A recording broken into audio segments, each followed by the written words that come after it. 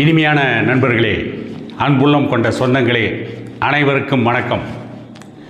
தமிழ்நாட்டில் பொய் பேசுவதற்கென்று பித்தலாட்டத்தை எப்படி ஒரு கலையாக வளர்க்கலாம் என்பதை பற்றி பயிற்சி கொடுப்பதற்காகவே ஒரு பயிற்சி கூடத்தை திமுக அண்ணா அறிவாலயத்தில் நிறுவிவிட்டது என்று சொல்லக்கூடிய வகையில் திமுகவை சார்ந்த திமுகவிலே அங்கம் வகிக்கின்ற முக்கிய பிரமுகர்களாக இருக்கின்ற திமுகவில் அமைச்சராக இருப்பவர்கள், நாடாளுமன்ற உறுப்பினராக இருந்தவர்கள், இன்றைக்கும் அமைச்சராக இருப்பவர்கள், இவர்களெல்லாம் ஒரு பொய்யை திரும்ப திரும்ப பேசிக் கொண்டிருக்கிறார்கள். எதை பற்றி பேசுகிறார்கள்? பாட்டாளி மக்கள் கட்சியை பற்றி. பாட்டாளி மக்கள் கட்சிக்கு எதிராக, வன்னியருடைய இடஒதுக்கீட்டுக்கு எதிராக திட்டமிட்டே பொய்யான பிரச்சாரத்தை கட்டவிழ்த்து விடுகிறார்கள். அதில் இப்பொழுது புதிதாக கிளம்பி வந்திருப்பவர் சேலத்தை சார்ந்த முன்னாள் நாடாளுமன்ற உறுப்பினர் எஸ்ஆர் பார்த்திபன். அவர் ஆதன் தமிழ் என்கின்ற ஒரு யூடியூப் சேனலுக்கு பேட்டி கொடுத்திருக்கிறார். அந்த ஆதன் தமிழ் என்ற சேனலுடைய நெறியாளர் மாதேஷ் மதன் ரவிச்சந்திரன் நடத்திய ஸ்டிங் ஆபரேஷன் என்கின்ற ஒரு நடவடிக்கையில் இந்த மாதேஷ், ரவீந்திரன் துரைசாமி, சவுக்கு சங்கர் மிகச்சிறந்த ஊடகவியலாளர்கள் என்று தனக்கு தானே பட்டம் சூட்டி கொண்டவர்களுடைய போலி முகத்திரை கிழித்து தொங்கியது. ஆதன் தமிழ் மாதேஷ் போன்றவர்கள் ரவீந்திரன் துரைசாமி கணையாளி வாங்கியதும், ஆதன் தமிழ் மாதேஷும் சவுக்கு சங்கரும் மதுப்புட்டிகளை வாங்கியதும், அவர்கள் பணம் வாங்கி கொண்டு சிலருக்கு ஆதரவாக பேசியதும் அன்றைக்கு வெளியாகி தமிழகத்திலே இந்த ஊடகவியலாளர்களுடைய போலி முகத்திரை கிழிந்தது. அப்படிப்பட்ட ஆதன் தமிழ் மாதேஷ் நீண்ட நாட்களாக செல்வாக்கை இழந்துவிட்ட அவர் யூடியூப் தளத்தில் மிகப்பெரிய அளவில் வளர்ந்து கொண்டிருந்த ஆதன் தமிழ் மாதேஷ் அவருடைய வளர்ச்சி தடைபட்டு குன்றி போன நிலைமையில் மீண்டும் தன்னை புதுப்பித்து கொள்ள வேண்டும், மீண்டும் வளர வேண்டும் என்பதற்காக இன்றைக்கு பாட்டாளி மக்கள் கட்சிக்கு எதிராக சேலத்தை சார்ந்த முன்னாள் நாடாளுமன்ற உறுப்பினர் எஸ்ஆர் பார்த்திபன் அவர்களிடம் பேட்டி எடுத்திருக்கிறார். அதில் எஸ்ஆர் பார்த்திபன் சொல்லியிருப்பது, வீரபாண்டியார் தான் பாட்டாளி மக்கள் கட்சியின் நிறுவனர் டாக்டர் ஐயா அவர்களை அறிமுகப்படுத்தினார். எவ்வளவு அப்பட்டமான ஒரு பொய்யை எவ்வளவு கேவலமாக பேசுகிறார் எஸ்ஆர் பார்த்திபன். 1980ஆம் ஆண்டுக்கு முன்பிருந்தே வன்னியர் சங்கங்கள், பிரிந்து கிடந்த வன்னியர் சங்கங்களை ஒன்றிணைத்து 1980ஆம் ஆண்டு வன்னியர் சங்கத்தை கட்டினார் பாட்டாளி மக்கள் கட்சி நிறுவனர் டாக்டர் ஐயா அவர்கள். அதற்கு பிறகு மேட்டூரில் நடந்த ஒரு பொதுக்கூட்டத்தில் டாக்டர் ராமதாஸ் பேசுவார் என்று வீரபாண்டியார் அறிவித்தார். ஒரு நிகழ்ச்சியில் டாக்டர் ஐயா அவர்களை டாக்டர் ராமதாஸ் அவர்கள் இவர் வன்னியர் சங்கத்தினுடைய நிறுவனர், இவர் பேசுவார் என்று அறிவித்தார். அதனால் வீரபாண்டியார் தான் டாக்டர் ஐயாவையே அறிமுகப்படுத்தினார் என்று ஒரு பொய்யான கூற்றை எஸ்ஆர் பார்த்திபன் சொல்லிக் கொண்டிருக்கிறார். சரி, எஸ்ஆர் பார்த்திபனை அரசியலில் அறிமுகப்படுத்தியது யார்? அதை எஸ்ஆர் பார்த்திபன் சொல்லியிருக்க வேண்டுமா வேண்டாமா? எஸ்ஆர் பார்த்திபன் முதலில் பாட்டாளி மக்கள் கட்சியில் தான் இருந்தார். பாட்டாளி மக்கள் கட்சியில் டாக்டர் ஐயா தான் எஸ்ஆர் பார்த்திபனை அறிமுகப்படுத்தினார். அதற்கு பிறகு ஜெகத் ரட்சகன் ஆரம்பித்த வீர வன்னியர் பேரவைக்கு தாவினார். அங்கும் செல்லா காசாகி விடுவோம் என்பதற்காக அதற்கு பிறகு விஜயகாந்த் கட்சியான தேசிய முற்போக்கு திராவிடர் கழகத்திற்கு தாவினார். அப்பொழுதுதான் மேட்டூர் தொகுதியிலே போட்டியிட்டு சட்டமன்ற உறுப்பினராக தேர்வு செய்யப்பட்டார். அதற்கு பிறகு இப்பொழுது ஈரோடு இடைத்தேர்தலில் போட்டியிடுகின்ற சந்திரகுமார், இந்த எஸ்ஆர் பார்த்திபன் போன்றவர்களெல்லாம் தேசிய முற்போக்கு திராவிடர் கழகம் என்கின்ற விஜயகாந்த் கட்சியை உடைத்துவிட்டு திமுகவில் ஐக்கியமானார்கள். அதற்கு பிறகுதான் இப்பொழுது நடந்து முடிந்த நாடாளுமன்ற தேர்தலுக்கு முன்பு நடந்த நாடாளுமன்ற தேர்தலில் சேலம் தொகுதியிலே திமுக சார்பில் போட்டியிட்டு எஸ்ஆர் பார்த்திபன் எம்எல்ஏ எம்பி ஆனார். இப்படி எஸ்ஆர் பார்த்திபன் வந்த வரலாற்றை மறைத்துவிட்டு அவருடைய வரலாற்றை மறைக்க வேண்டும் என்பதற்காக பாட்டாளி மக்கள் கட்சியின் நிறுவனர் டாக்டர் ஐயாவின் மீது அவதூறுகளை பரப்பிக் கொண்டிருக்கிறார். 1987ஆம் ஆண்டு நடந்த சாலை மறியல் போராட்டத்தில் வன்னியர்களை கடுமையாக தாக்கியது அதிமுக. என்று சொல்லியிருக்கிறார். ஒப்புக்கொள்கிறேன் எஸ்ஆர் பார்த்திபன் அவர்களே. வன்னியர்களை கடுமையாக தாக்கியது அன்றைக்கு ஆட்சியில் இருந்த அதிமுக அன்றைக்கு பொறுப்பு முதலமைச்சராக இருந்த நாவலர் நெடுஞ்செழியன். நாவலர் நெடுஞ்செழியனுக்கு அந்த சதி ஆலோசனையை வழங்கியதே கலைஞர் தானே.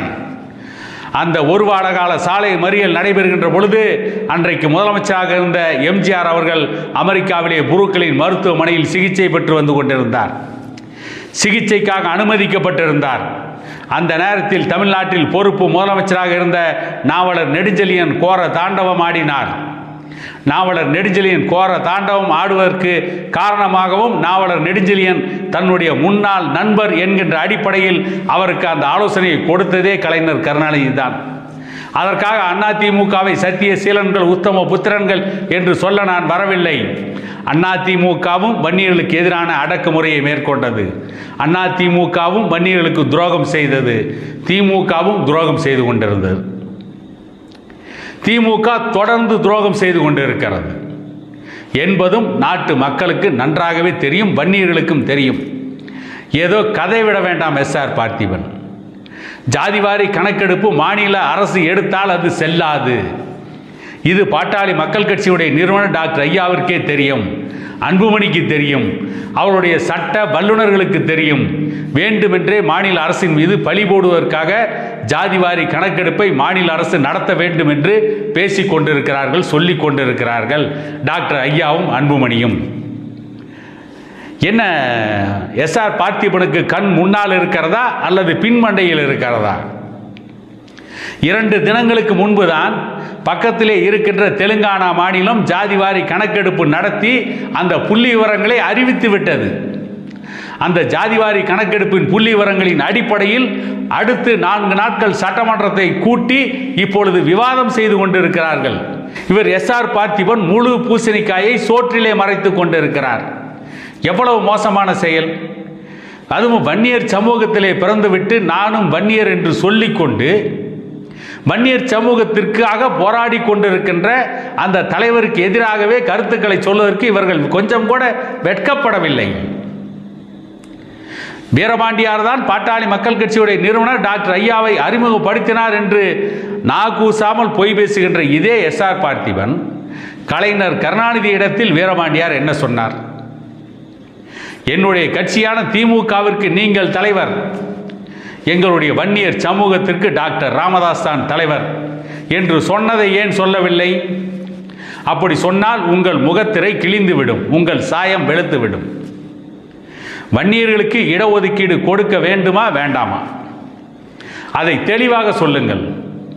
திமுக வன்னியர்களுக்கு இடஒதுக்கீடு கொடுக்காது என்று சொல்லுங்கள், அல்லது கொடுப்போம் என்று சொல்லுங்கள். அப்படி கொடுப்பதாக இருந்தால் இன்னும் எவ்வளவு நாட்களில் கொடுப்போம் என்று சொல்லுங்கள்.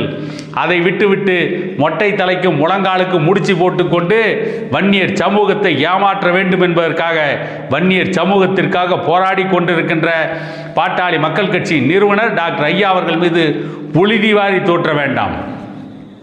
திமுகவில் இருந்து புறப்பட்டு வந்திருக்கிறார்களே வன்னியர்கள் என்று சொல்லிக்கொண்டு முதலில் சிவசங்கரன், அதற்கு பிறகு சேலம் அமைச்சர் பனமரத்துப்பட்டி ராஜேந்திரன், இப்பொழுது எஸ்ஆர் பார்த்திபன், இன்னும் சிலரை வாடகைக்கு வைத்திருக்கிறார்களே காடுவெட்டி குருவுடைய பிள்ளைகள், அவருடைய மருமகன், இவர்களெல்லாம் பாட்டாளி மக்கள் கட்சிக்கு எதிராக பேசுவதற்காக திமுகவால் கொம்பு சீவி விடப்பட்டிருக்கிறார்கள். இன்னொன்றை எஸ்ஆர் பார்த்திபன் சொல்லியிருக்கிறார். காடுவெட்டி குரு வன்னியர் சமூகத்தின் தலைவராக, வன்னியர் சங்கத்தின் தலைவராக இருந்து பாட்டாளி மக்கள் கட்சிக்கு தியாகம் செய்த அந்த குடும்பம் இன்றைக்கு எப்படி இருக்கிறது? அந்த குடும்பத்தை பாட்டாளி மக்கள் கட்சி இன்றைக்கு நடுத்தெருவிலே விட்டு விட்டார்கள். பாட்டாளி மக்கள் கட்சி காடுவெட்டி குருவின் குடும்பத்தை டாக்டர் ஐயா அவர்களோ அண்ணன் அன்புமணி ராமதாஸ் அவர்களோ நடுத்தெருவிற்கு விடவில்லை, அவர்களாகவே நடுத்தெருவுக்கு போகிறார்கள். பாட்டாளி மக்கள் கட்சியினுடைய தலைவர் அன்புமணி ராமதாஸ் அவர்கள் கனலரசனை ஒரு பள்ளிக்கூடத்தில் சேர்ப்பதற்காக ஒரு நாள் முழுதும் காத்து கிடந்தார். தன்னுடைய பிள்ளையை பள்ளிக்கூடத்தில் சேர்ப்பதற்கு கூட அவர் காத்து கிடந்ததில்லை என்பதும் கடந்த கால வரலாறு. காடுவெட்டி குரு அவருடைய விருப்பப்படி கனலரசன் டாக்டர் ஆக வேண்டும் என்று ஆசைப்பட்டார் பாமக தலைவர் அன்புமணி ராமதாஸ் அவர்கள். ஆனால் அவர் பேச்சை கேட்காமல் ஆடு அறுப்பவனை நம்புவதைப் போல இந்த கனலரசன் திமுகவை நம்பி இன்றைக்கு நாசமானார்.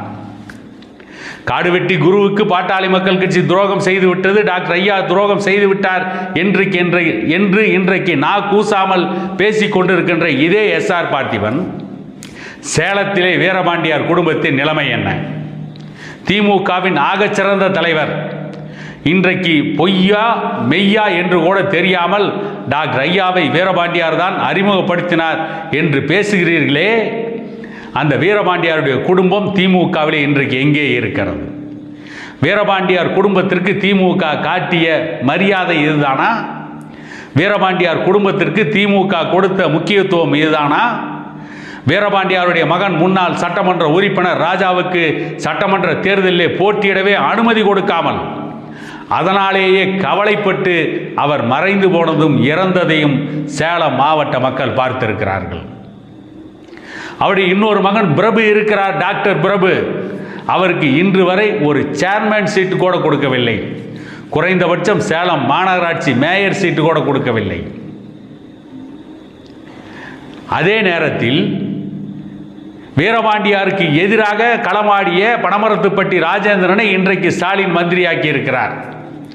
வீரபாண்டியாருக்கு எதிராக திமுகவில் இருந்தவர்கள்லாம் இன்றைக்கு சேலம் மாவட்டத்திலே கோலை செய்கிறார்கள். வீரபாண்டியாருடைய குடும்பத்தை ஒட்டுமொத்தமாக ஒழித்து ஓரம் கட்டியவர்கள். எமர்ஜென்சி பிரகடனப்படுத்திய பொழுது வீரபாண்டியாருடைய தாயாரின் தலையிலே கல்லு பானையை வைத்து பூலாவரி வீதிகளிலே நடக்க வைத்து வீரபாண்டியாருடைய தாய் கல் விற்றார் என்று பொய்யான வழக்கை பதிவு செய்து வீரபாண்டியாருடைய தாய் வரை சிறையில் அடைத்தார்கள். வீரபாண்டியார் செங்கல்பட்டு சிறைச்சாலையிலே அடைக்கப்பட்டு பல கொடுமைகளுக்கு ஆளானார். இப்படி திமுகவிற்கு தியாகம் செய்த வீரபாண்டியார் குடும்பம் இன்றைக்கு எங்கே இருக்கிறது? திமுகவில் அவர்கள் என்ன பதவியிலே இருக்கிறார்கள்? திமுகவிலே துரைமுருகன், பொன்முடி, ஆற்காடு வீராசாமி, தங்கம் தென்னரசு, இன்னும் பல, அன்பில் தர்மலிங்கம், இப்படி திமுகவுடைய முன்னணி தலைவர்களாக இருந்தவருடைய பிள்ளைகள்லாம் இன்றைக்கு நாடாளுமன்ற உறுப்பினர்களாக, சட்டமன்ற உறுப்பினர்களாக இருக்கிறார்களே. திமுகவிற்காக தன்னுடைய உயிரை கொடுத்து தியாகம் செய்த வீரபாண்டியாருடைய குடும்பம் எங்கே இருக்கிறது? எஸ்ஆர் பார்த்திபன் விளக்குவாரா? பொய் பேசுவதற்கு ஒரு அளவு வேண்டும். எஸ்ஆர் பார்த்திபன் அவர்களே, வேண்டுமென்றே பாட்டாளி மக்கள் கட்சியின் மீது புழுதி வாரி தூற்றாதீர்கள். காடுவெட்டி குருவுடைய பிள்ளைகளுக்கு அத்தனை வசதிகளையும் செய்து கொடுக்க பாட்டாளி மக்கள் கட்சி தயாராக இருந்தது. அந்த பிள்ளைகளை தவறான வழிக்கு திசை திருப்பியது இன்றைக்கு ஆளுகின்ற திமுக அரசும் என்னுடைய தலைவர் மு.க. ஸ்டாலினும், உங்களை போன்றவர்களும், எம்.ஆர்.கே. பன்னீர்செல்வம், வேல்முருகன் போன்றவர்களும் அந்த பிள்ளைகளுக்கு தவறான வழியை காட்டி அவர்களை ஒட்டுமொத்தமாக சீரழித்து விட்டார்கள் என்பதுதான் மறுக்க முடியாத உண்மை என கூறிக்கொண்டு இன்னொரு காணொளியில் உங்களை சந்திக்கும் வரை உங்களிடமிருந்து விடைபெறுவது உங்கள் எடப்பாடி துரைசாமி.